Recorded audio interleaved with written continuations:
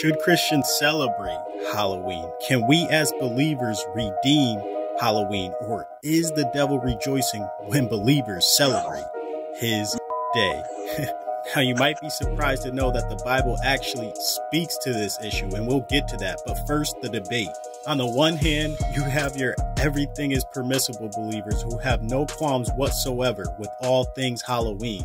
On the other, you have believers that swear to high heaven that Halloween is pagan, the devil's day, and that believers should have no parts in the unfruitful works of darkness. In fact, the founder of the Church of Satan is quoted as saying that he is glad that Christian parents let their children worship the devil at least one night out of the year.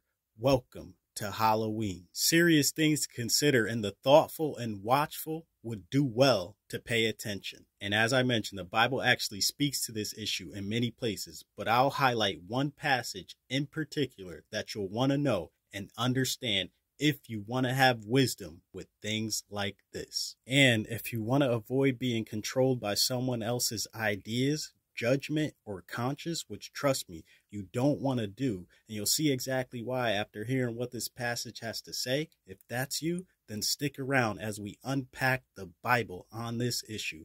And you'll want to watch to the end because I have some pro tips for standing out and shining God's light on this night. Now, if you were to get 100 people in a room together and ask who likes pineapple pizza, what do you think the split would be? 0 to 100, right? Nobody for pineapple pizza because pineapple pizza is devil's food.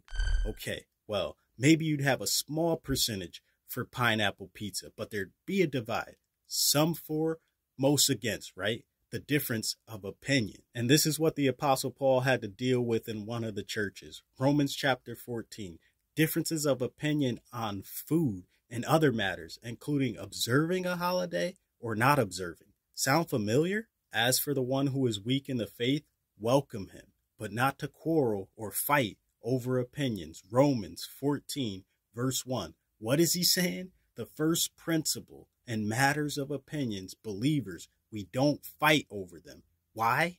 Because one person thinks one day is better than the other, while another thinks all days are the same.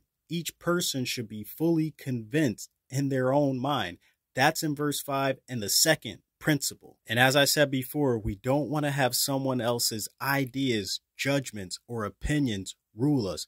We should all make up our own mind and be fully convinced on matters of opinion. Why? Because we do it unto the Lord. The one who observes, celebrates the day, does so in honor of the Lord. The one who eats pineapple pizza or whatever eats in honor of the Lord and gives thanks to God. The one who abstains says, no, I'm good. They do it in honor of the Lord and gives thanks to God. Respect. So why pass judgment on your brother or sister in Christ?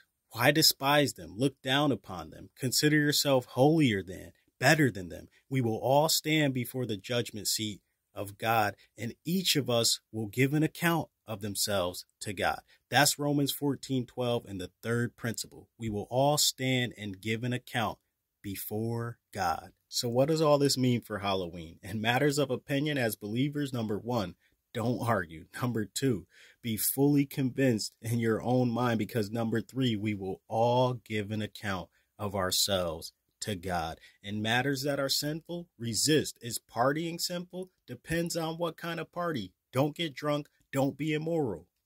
Are costumes sinful? Again, depends on what kind of costume. Don't be immoral. Don't be immodest. But shine God's light on a night where drunkenness, immorality, immodesty are commonplace. Shine the light of God. Be an intercessor. Pray. Be an evangelist. Ask God for open doors. Share the gospel. If decorating, consider Christian-themed decorations. There's candy with gospel messages on the wrappers.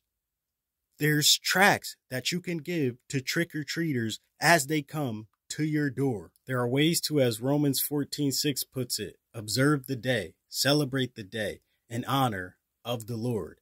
And for those that abstain, they do so in honor of the Lord. Believers, respect one another. We will all have to give an account, so don't worry so much about the next person. Make sure you're in alignment with what God is revealing to you.